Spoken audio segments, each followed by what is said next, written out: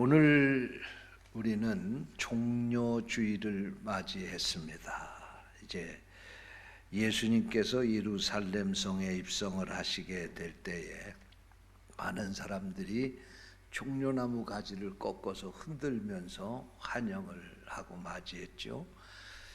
바로 거기에 기인해서 교회력으로 오늘이 종려주일입니다. 그리고 이제 내일부터 한 주간 동안은 고난주간이고요. 다음 주일은 부활주일을 맞이하게 됩니다. 우리 기독교에 있어서 제일 중요한 때가 이때입니다. 사실 다른 종교에도 창시자가 탄생한 날을 축하하는 그런 일은 다 있습니다. 석가모니 탄생한 부처님 오신 날이 있죠. 뭐 다른 종교 창시자들도 다 그 창시자들이 태어난 날은 있는데 어떤 종교에도 기독교 빼놓고 우리가 지금 맞이하는 이 절기를 가진 종교는 없습니다. 왜? 예수님만 우리를 대신해서 십자가를 지고 돌아가시고 우리를 구원해 주셨기 때문에 그렇습니다. 할렐루야. 그리고 어떤 종교 창시자도 죽어서 지금 다 무덤에 묻혀 있지 부활한 종교 창시자 없어요. 그런데 예수 그리스도의 무덤은 빈 무덤입니다. 왜? 부활하셨기 때문에. 할렐루야. 또 어떤 종교 창시자들도 예수님처럼 죽은 사람 없어요. 석가모니요, 불교의 창시자인 석가모니는요, 춘다라고 하는 그의 제자가 봉양한 돼지고기 그게 상해가지고 그거 먹고 식중독 걸려서 83세에 죽었어요. 80세에 죽었어요. 회교의 창시자인 마호메트, 그도 역시 두통과 고열에 시달리다가 63세에 죽었어요. 그런데 예수님은 병들어서 죽은 것도 아니고 무슨 누가 잘못해가지고 예수님 사형 선고 내려서 죽은 것도 아니고 어쩌다가 교통사고 나서 죽은 것도 아니라 예수님이 우리를 대신해서 십자가에 달려 죽으셔서 우리를 살려주신 거예요. 할렐루야. 그렇기 때문에 기독교가 가지고 있는 이번 주간의 이 종려주일서부터 부활절까지의 이 절기는 다른 종교에서는 찾아볼 수 없는 절기예요. 이 절기 여러분 믿음으로 잘 지내시고 예수님의 은혜 깊이 깨닫는 시간 되시기 바랍니다.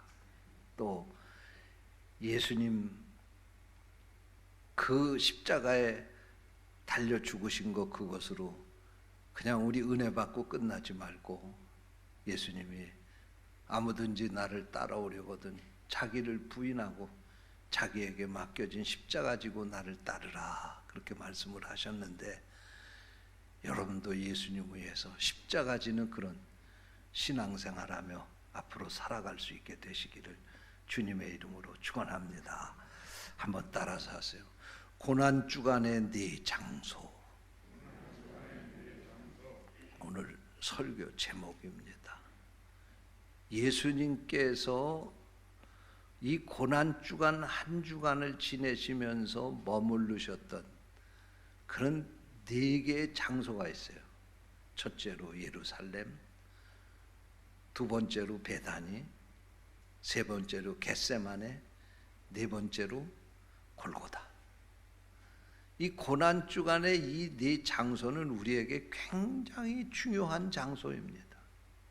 그래서 오늘 이 고난주간에 예수님 머물러셨던 네 장소에 대한 말씀을 나누면서 은혜 받기 원합니다. 성령께서 이 말씀을 듣는 우리를 깨우쳐 주시기를 원합니다. 첫 번째 장소가 예루살렘입니다. 예루살렘이 어디냐? 아브라함이 하나님 앞에 이삭을 번제로 바친 장소가 모리아산이죠. 그것이 바로 예루살렘에 있습니다. 그리고 그 모리아산 그 자리에 후일에 솔로몬이 예루살렘 성전을 지었는데 바로 그 이삭을 번제로 바친 그 자리에다가 성전을 지었어요.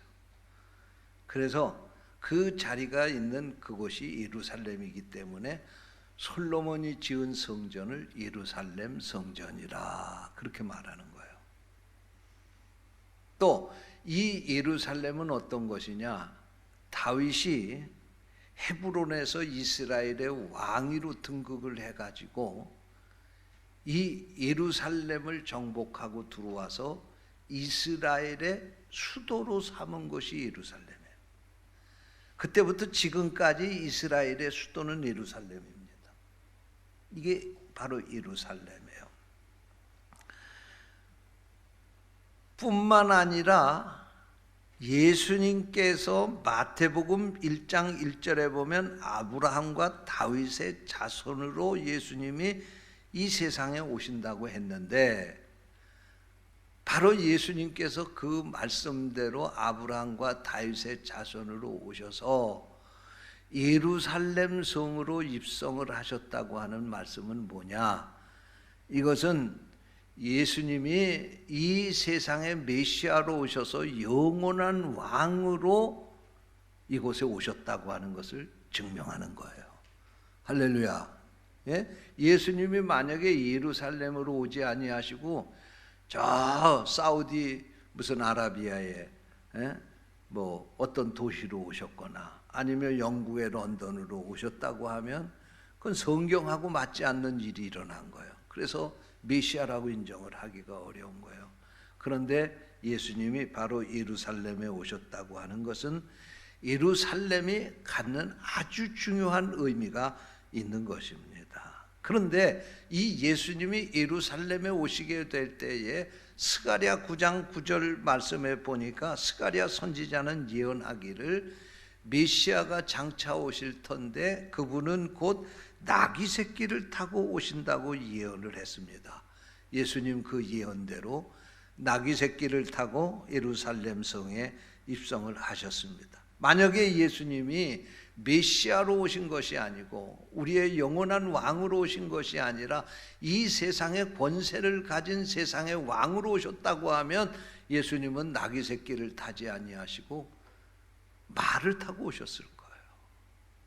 개선장군의 모습으로 오셨을 거예요. 예수님이 이렇게 나귀 새끼를 타고 오셨다고 하는 말씀이 뭡니까? 예수님은 겸손의 왕으로 오셨다는 것입니다. 평화의 왕으로 오셨다는 것입니다. 섬김의 왕으로 오셨다는 말씀입니다. 예루살렘 성에 입성하게 될 때 백성들은 예수님을 향해서 종려나무 가지를 꺾어서 흔들면서 호산나 호산나 다윗의 자손이요, 그리고 예수님을 맞이했어요. 공동 번역에 보니까 이 백성들이 예수님 앞에 이렇게 외칩니다. 공동 번역에 이렇게 번역을 했어요. 우리 조상 다윗의 나라가 온다 만세. 그리고 외쳤어요. 그러니까 예수님이 예루살렘 성에 입성하시게 될 때 예루살렘에 사는 사람들은 예수님이 과거에 그 다윗 왕과 같이 세상의 권세를 가지고 와서 로마의 압제 가운데서 해방을 시키고 이 나라를 통치할 왕으로 그렇게 맞이했다는 말씀이에요. 무슨 말씀입니까? 예수님이 왜 예루살렘에 오시는지 그것을 그들이 몰랐다는 거예요. 예루살렘에 사는 사람들이 종교 지도자들이 많고 누구보다도 율법이나 성경에 박식한 그런 사람들이 많고 누구보다도 거룩하게 산 사람들, 하나님의 뜻대로 산다고 하는 사람들이 많았지만 정작 예수님이 오셨을 때 그들은 예수님이 누군지 모르고 그냥 우리 로마에서 해방시켜줄 이 세상의 왕 정도로 그렇게 생각하고 맞이했다, 그런 말씀입니다. 그러나 예수님이 그렇게 하시지 않으니까 이들이 그 태도가 돌변해가지고 이제는 예수님을 죽이려고 수단과 방법을 동원하고 불법 탈법을 저지르면서 예수님을 죄목을 뒤집어 써서 씌워가지고 사형을 시키도록 그렇게 재판까지 그렇게 하면서 예수님을 죽이시게 그렇게 만들었다, 그런 말씀이에요. 그게 바로 다 예루살렘에서 이루어진 거예요. 그리고 예수님이 십자가에 못 박혀 죽게 되자 많은 사람들이 그 예수님을 죽이는 거, 그 우리가 잘못하는 거라고 하는 사실을 깨닫지 못하고, 이게 우리가 만약에 잘못하는 거라고 하면 그 죄를 우리에게 돌려달라, 우리에게 돌려라, 그리고 큰 소리 땅땅 치고 예수님 갖다 십자가에 못 박혀 죽였는데, 그 결과가 어떻게 됐어요? 예수님 죽인 지 30년이 지난 후에, 주후 70년에 로마의 군대가 예루살렘에 진군을 해가지고 디도 대장이 앞장서서 예루살렘을 초토화시켜버린 거예요. 그때부터 유대 나라의 이 역사가 지구상에서 사라지고 만 거예요. 1900년 동안. 그래서 1948년에 회복이 되기까지, 이스라엘이 회복이 되기까지 이들이 예수님 십자가에 못 박아 죽이고 1900년 동안 나라 없이 세계를 유리방황하는 불쌍한 민족이 되고 만 거예요. 여러분, 죄가 이렇게 무서운 거예요. 이것이 다 예루살렘에서 이루어졌다, 그런 말씀입니다. 두 번째로 베다니입니다. 베다니는 당시에 이 예루살렘에서 약 3, 4km 정도 동편에 떨어져 있는 작은 마을이었습니다. 그 당시에 이곳에는 가난한 사람들이 살았다는 것입니다. 나병 환자들이 그곳에 모여 살았다는 것입니다. 그런데 예수님이 복음서를 보니까 이 베다니에 자주 들리셨어요. 성경에 보니까 요한복음 12장에 보면 예수님께서 베다니에 죽은 나사로를 살리셨다고 하는 말씀이 나옵니다. 이 죽은 나사로를 살리심으로 말미암아 예수님은 죽음을 정복하신 살아계신 하나님이라고 하는 사실을 사람들에게 증거했습니다. 뿐만 아니라 요한복음 12장에 보니까 예수님이 십자가에 달리시기 이틀 전에 마리아가 예수님의 발에다 매우 귀한 값비싼 향유를 부었다고 하는 것입니다. 그 향유는 나드 향이 나는 나드 향의 향유이고 가격이 300데나리온이었다는 것입니다. 300데나리온은 당시 노동자 한 사람의 품삯이 하루에 1데나리온이었으니까 적어도 노동자가 1년 동안 일해야 모을 수 있는, 쓰지 않고 모아야 모을 수 있는 그런 큰 값이 나가는 이 향유 옥합을 마리아라고 하는 여인이 예수님에게 깨트려 부었습니다. 자기 오라버니 나사로를 살려준 일이 고마워서도 그렇게 애쓸 수 있지만, 이 마리아는 참으로 예수님을 사랑했기 때문에 자기의 이 비싼 향유 옥합을 예수님 앞에 깨트려 붓는 것을 아깝게 생각하지 않았습니다. 그 여인이 예수님께 대한 사랑이 이렇게 컸기 때문이었습니다. 그런데 예수님은 바로 이 여인의 이 희생을 예수님의 죽음을 준비한 것이라고 그렇게 칭찬을 하신 것을 볼 수가 있습니다. 마리아는 순수하게 예수님을 사랑했기 때문에 그 옥합을 깨트려 부었지만, 예수님은 나의 죽음을 미리 준비한 일을 이 마리아가 했다고 칭찬을 하면서 이 여인이 한 일은 복음이 전해지는 곳 어느 곳에든지 기억되고 많은 사람들이 기념하게 될 것이라고 칭찬하셨습니다. 마리아는 예수님이 온 인류를 대신해서 십자가에 못 박혀 죽으시게 된다고 하는 이 사실을 미리 알았습니다. 그러므로 이 베단이라고 하는 곳은 지금 예수님이 그 십자가를 지시기 위해서 가는 그 길, 가장 외로웠던 순간, 가장 슬펐던 순간, 바로 그 순간에 예수님을 진정으로 위로해드리고 기쁘게 해드렸던 곳이 바로 이런 감동적인 이야기가 있는 마을이 이 베단이었었다, 그렇게 생각을 할 수가 있습니다. 사랑하는 성도 여러분, 오늘 이 고난주간을 지내면서 우리도 마리아와 같이 주님 앞에 감동을 드리는 성도들이 될 수 있기를 주님의 이름으로 축원합니다. 셋째로 고난 주간에 주님이 가신 장소는 겟세마네입니다. 겟세마네는 구원 사역에 있어서 대단히 중요한 장소입니다. 오늘 본문 말씀에 보면 예수님께서 제자들과 함께 마지막 만찬을 마치시고 겟세마네 동산으로 기도하러 가셨습니다. 이때는 예수님께서 십자가에 못 박히시기 불과 10시간 전이 남지 않은 바로 그러한 순간이었습니다. 예수님은 이렇게 급하게 진행되는 이 십자가의 처형을 앞에 두고 베드로와 야고보와 요한 세 제자를 데리고 겟세마네 동산으로 올라가셨습니다. 제자들과 함께 기도하기 위해서였습니다. 그러면서 제자들에게 내 마음이 매우 고민하여 죽게 되었으니 너희는 여기 머물러 나와 함께 깨어 있으라고 말씀을 하셨습니다. 나를 위해서 내가 지금 십자가를 앞에 놓고 고민해서 죽을 지경이 되었다. 나를 위해 기도해 달라고 그렇게 부탁을 한 것입니다. 그러나 제자들은 예수님의 이 부탁에도 아랑곳하지 아니하고 기도하지 않고 잠만 쿨쿨 잤습니다. 그러다가 결국은 이 제자들이 예수님 다 부인하고 다 버리고 도망가는 그런 일이 벌어지게 되었습니다.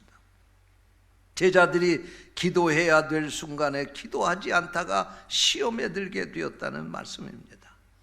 사랑하는 성도 여러분, 이 말씀 오늘 주님이 내게 주시는 살아있는 말씀으로 들을 수 있게 되시기를 축원합니다.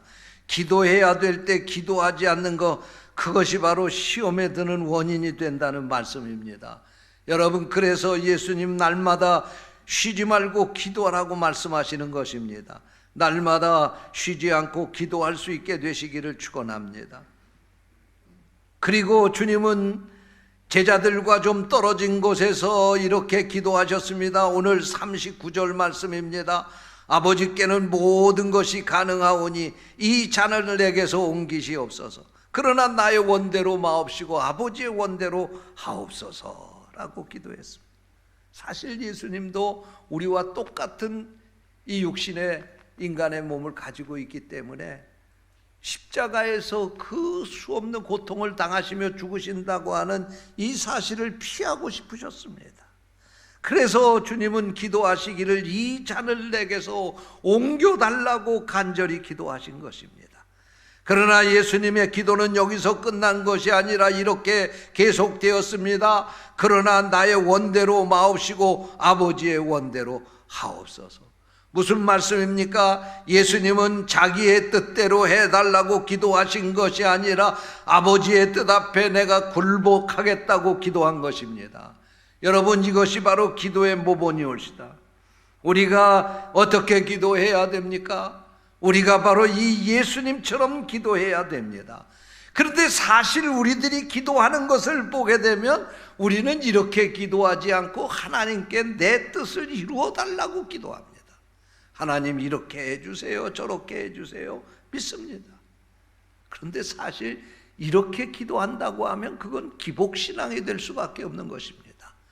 우리 기독교 신앙은 이런 것이 아닙니다. 그러므로 우리는 예수님처럼 아버지의 뜻이 무엇입니까? 내가 그 뜻대로 살기를 원합니다. 이렇게 기도해야 되는 것입니다. 아버지의 뜻대로 사는 것, 그것은 내 뜻보다도 더 잘 살 수 있는 비결이요. 아버지의 뜻대로 사는 것, 그것은 우리가 이 세상에서 누릴 수 있는 최고의 행복을 누리며 사는 비결이옵시다. 여러분, 하나님 앞에 이렇게 기도할 수 있게 되시기를 주님의 이름으로 축원합니다. 이렇게 기도하시고 주님이 아버지의 뜻이 바로 이 십자가의 길을 가는 것이라고 하는 사실을 알고서 주님은 결단을 했습니다. 이제는 묵묵히 그 십자가의 길을 가게 된 것입니다. 바로 이 겟세마네 동산의 기도가 예수님으로 십자가의 길을 가도록 결단하는 중요한 순간이 되었다. 그런 말씀입니다. 사랑하는 성도 여러분, 날마다 여러분의 삶의 현장에서도 예수님이 겟세마네 동산에서 기도하셨던 것처럼 기도할 수 있게 되시기를 축원합니다. 이거 해주세요, 저거 해주세요, 그렇게 기도하지 마시고 아버지의 뜻이 무엇입니까? 내 뜻 접고 아버지의 뜻 쫓아 살겠습니다. 라고 기도하는 성도들 되시기를 축원합니다. 네 번째로는 예수님이 고난주간에 가셨던 마지막 장소는 골고다입니다. 골고다. 당시에 이 십자가의 처형은 흉악범에게나 제한적으로 적용됐던 아주 끔찍한 사형 방법이었습니다. 이 십자가형은 최고의 고통이 있는 동시에 최고의 수치를 당하는 그러한 형이었습니다. 그런데 예수님에게 바로 이 십자가형이 집행되는데 바로 그 장소가 골고다였습니다. 요한복음 19장 17절에 보면 예수님은 예루살렘 성 밖에 위치한 골고다 언덕 위에 십자가에 못 박혀 죽으셨다고 전하고 있습니다. 골고다라고 하는 뜻은 히브리 말인데 이것은 해골이라고 하는 뜻입니다.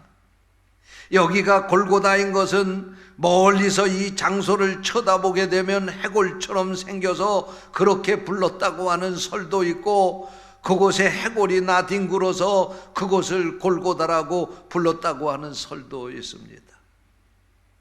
어쨌든 예수님은 이곳에서 죽으셨습니다. 그런데 예수님은 사실 죽어야 될 아무 이유가 없습니다. 그에게는 죄가 없습니다. 그럼에도 불구하고 예수님은 이렇게 비참하게 십자가를 지고 죽으셨습니다. 그 이유가 무엇입니까? 바로 우리의 죄를 대속하시기 위해서 예수님이 십자가를 지시고 죽으셨습니다. 그래서 요한복음 1장 29절에서는 예수님을 세상 죄를 지고 가는 어린 양이라고 그렇게 말하고 있는 것입니다. 우리는 영원한 죽음을 향해 달려가고 있었습니다. 이런 우리 앞에 길을 막고 가로서신 분이 바로 예수님이십니다. 예수님은 몸을 찢으시고 피를 흘리시며 지옥으로 가는 우리의 길을 막아 멈추게 하셨습니다. 그러므로 우리는 예수님의 보혈로 지옥 가는 길목에서 구원받아 천국에 갈 수 있게 된 것입니다. 그리스도의 보혈로 우리에게는 천국 가는 길이 열려지게 된 것입니다. 사랑하는 성도 여러분, 우리는 이 십자가의 은혜로 구원을 받았습니다. 옛날에 영국 왕실에서는 이런 풍습이 있었다고 합니다. 왕실의 왕자들이 자라게 되는데 자기 또래의 어린 아이들하고 같이 놀면서 자라게 됐다는 것입니다. 그런데 왕자가 잘못을 하게 되면 왕자에게 체벌을 하는 것이 아니라 아무 잘못 없는 같은 또래의 신분이 낮은 이 아이들을 데려다가 대신 때렸다는 것입니다. 채찍질을 했다는 것입니다.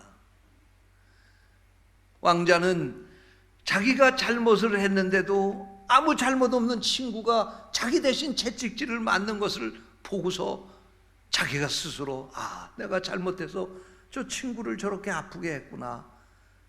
그리고 스스로 깨닫고 자기의 잘못을 고치고 그 다음부터는 그런 일을 하지 않았다는 것입니다. 이렇게 대신 채찍질을 당한 바로 이런 같은 또래 어린아이를 가리켜서 위핑보이라고 그렇게 말한다는 것입니다. 위핑이라고 하는 말은 영어로 채찍질이라고 하는 뜻이에요. 채찍질 대신 받아주는 어린아이를 위핑보이라고 그렇게 말했다는 거예요. 명예혁명 이후에는 민주화가 되고 이 왕실의 이 권위가 다 많이 이제 낮춰져서 이런 일이 없지만 그래서 이런 습관이 사라졌지만 이런 풍습이 사라졌지만 과거에는 그랬다는 것입니다. 여러분 그렇습니다.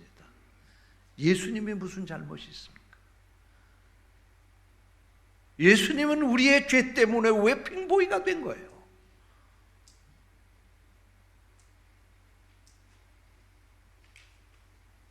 그러므로 우리는 예수님이 십자가에 못 박혀 죽으시는 것을 바라보면서 우리 죄 때문에 그렇다고 하는 것을 안타깝게 생각하고 우리의 죄를 회개하고 깨달아야 됩니다. 다시 우리가 죄를 지면 주님을 다시 죄책질 맡게 만들고 십자가에 못 박는다고 하는 것을 생각하면서 우리는 다시 이 길로 가지 말아야 합니다. 고난주간이 바로 이 주님의 대속의 은혜를 깊이 깨닫고 우리가 주님을 다시 채찍질에 내어놓고 십자가에 못 박히도록 내어놓지 않도록 거룩하게 사는 삶을 다짐하는 그런 한 주간이 되시기를 주님의 이름으로 축원합니다. 기도하겠습니다. 하나님 아버지, 감사합니다. 오늘 우리에게 귀한 말씀을 주시고 말씀을 통해서 주님의 은혜로 대속함을 받았다고 하는 이 귀한 은혜를 다시 한번 깨닫게 해주셔서 감사합니다. 평생토록 이 은혜 잊지 않고 살아가는 저희들 되게 하여 주옵소서. 주님의 이름으로 간절히 기도하옵나이다. 아멘. 계속해서